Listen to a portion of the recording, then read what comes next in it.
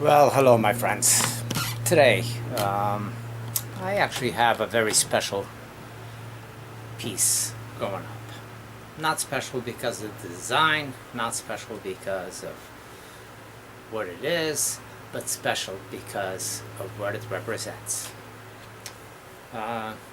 Unfortunately, I'm a little bit late on this.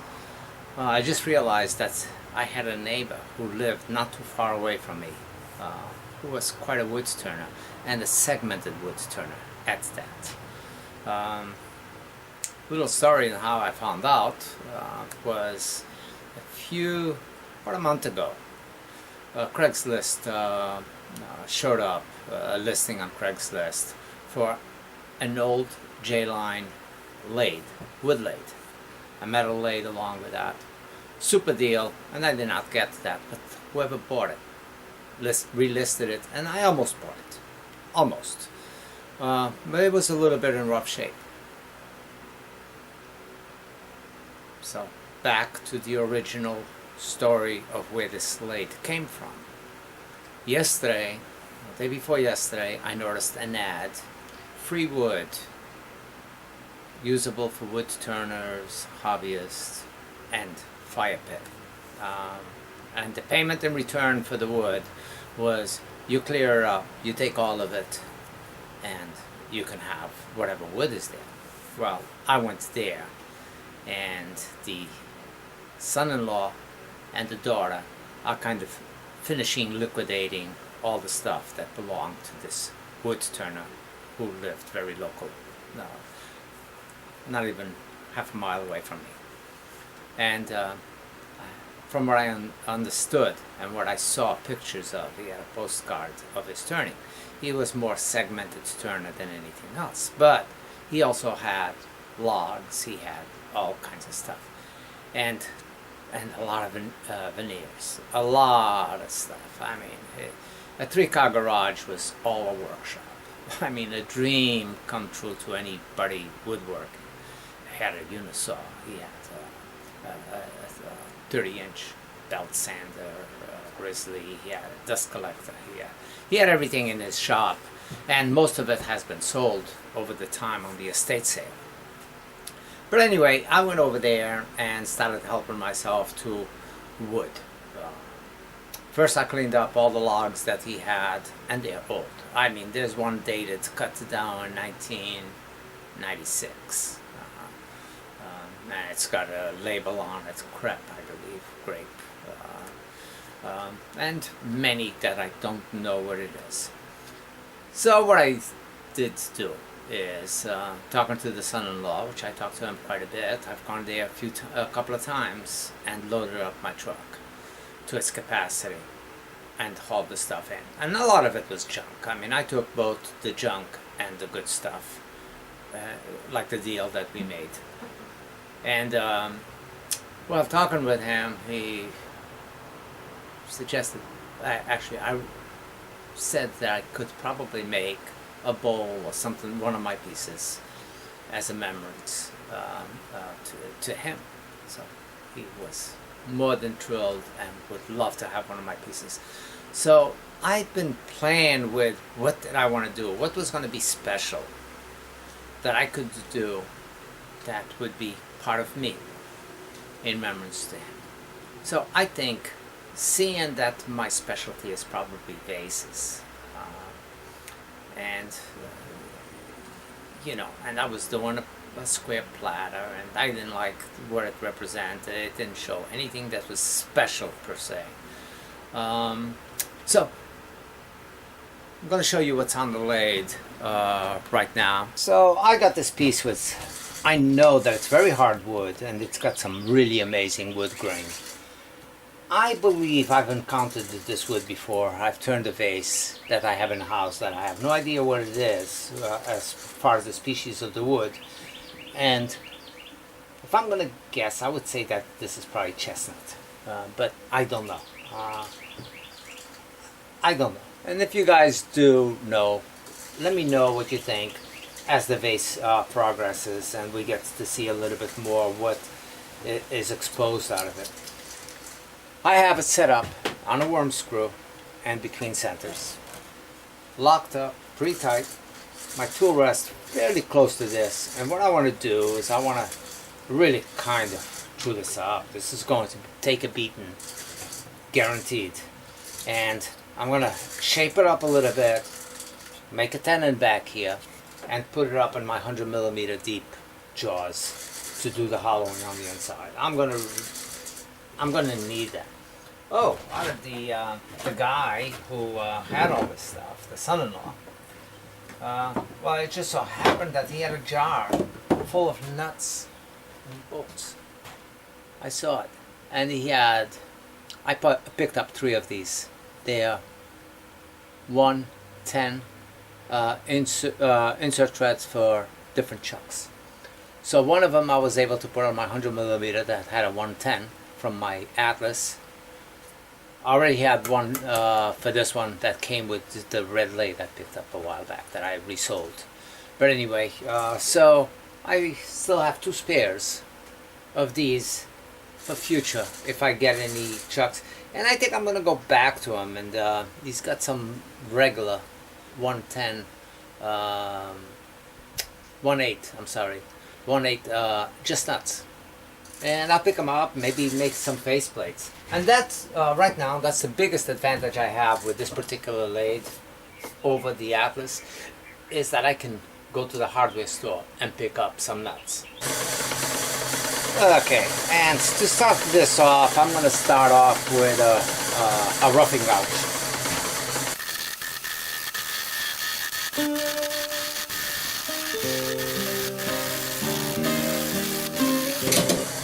Now the stoppage you see every once in a while, it's a matter that it slips on the worm screw. Whenever you're going through end grain on a worm screw, the likelihood of it holding up really well is not great. So make sure that you stay between centers and don't rely on that worm screw to hold anything up for you. So it's going to take a little while, so I'm going to advance to this and come back as soon as I got this somewhat rounded up. You don't need to see me going back and forth over here and beating on this side. And of course, sharp tool. I'm going to do that.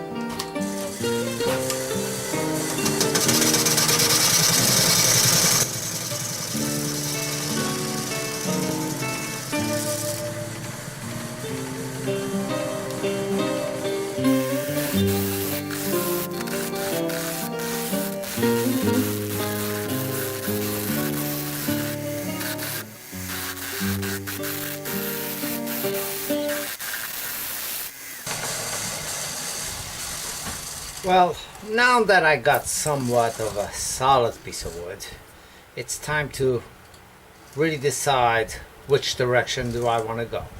Do I want to make it a belly coming up to a neck? Do I want to make it a nice slim vessel, nice return, and a small mouth on the end? And those are the options, and well, that's not the only options, but those are the areas that I need to work with and see which way I want to go about it.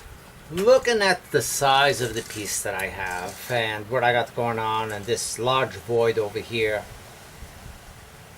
I think I'm going to make a slight round over on the top.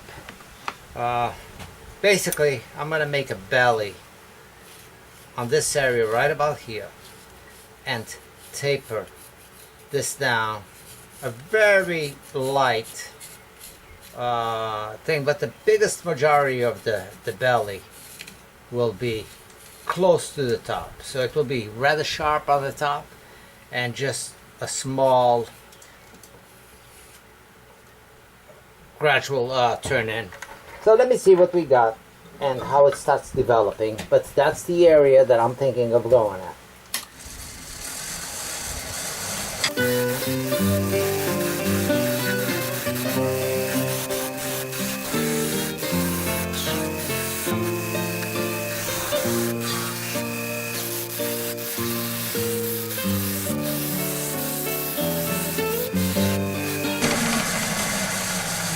This wood is pretty hard, and it does do a tune on my tool, so I'm gonna try to keep the tool as sharp as I can. And I got a lot of work to do here. So, like I said, I want to do a very kind of a sharper round over on the top and very gradual towards the bottom. And I'll come down all the way below this foot, but I need this for now to grip my piece, and also for when I'm hollowing up the inside. I do not want to take a chance and go with the smaller jaws on this for now. And basically, this round over towards the top will be coming from about here or so. And that's where it's going to round over. That will be the highest point of this vase right here, and then turning down.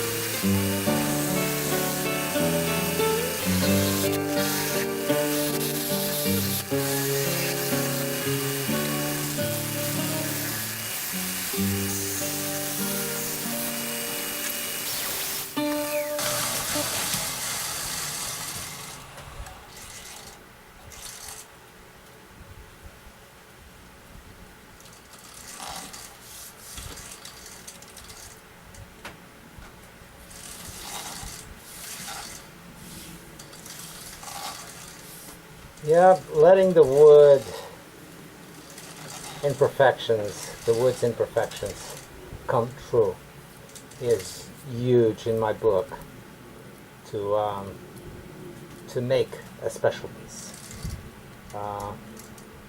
So I will be leaving all these voids in here. And of course, I'll work the foot a little bit more once I am able maybe to reverse chuck it. So for now, I'm going to drill it out. I'm going to drill it and start hollowing it out.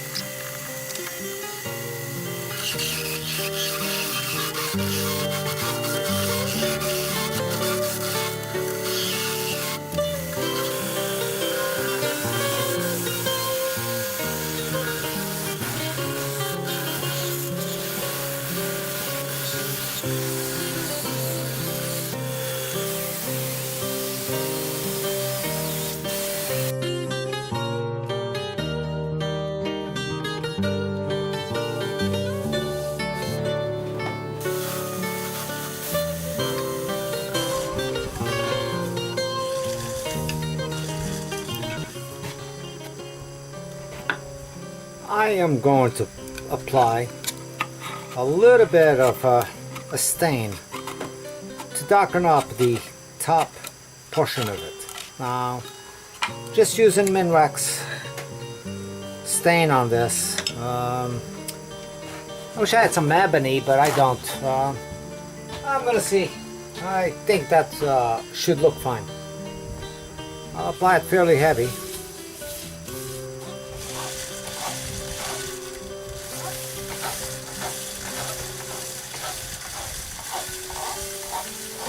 And then I'll really wipe it down on the to feather it up towards the bottom. I just wanted this to be up on the top portion of this.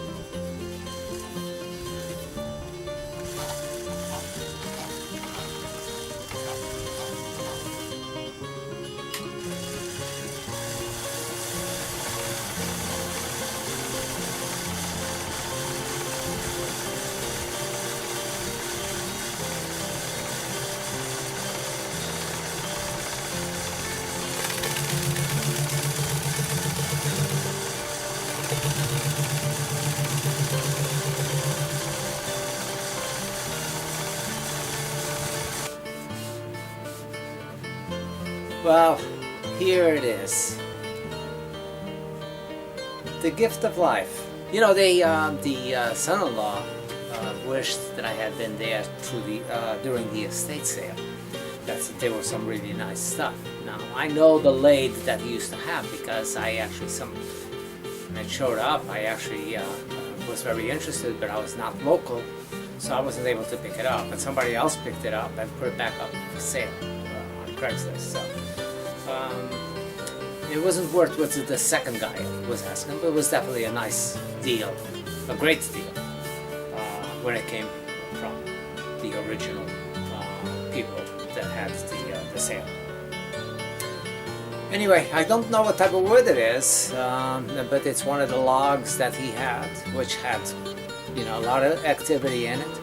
The striping going through it is really, really pretty, and it stays pretty consistent, more so in some areas than others. The dark stain on the top, I think, was a nice touch, and feathering it down to this light color. That's the look that I wanted, and I kept all the inclusions in the piece. That's, you know, the way I like things. I just hope that what I like, they also like. And being a wood turner, and the father and father-in-law being a wood turner, I know that he would approve of such a piece. And I do too. Well, thanks for watching. We'll see you again very soon.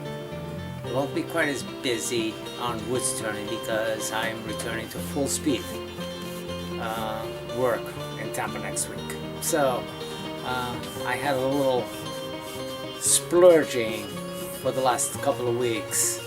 Well, maybe a little longer, because for 2 weeks I was working very local, just on the streets pretty much. So I would come home and still hit the lathe. And then after that, you know, was in between jobs for the last 2 weeks, so I did a lot of turning. And I apologize if I posted way too many videos, but you know, here's another one.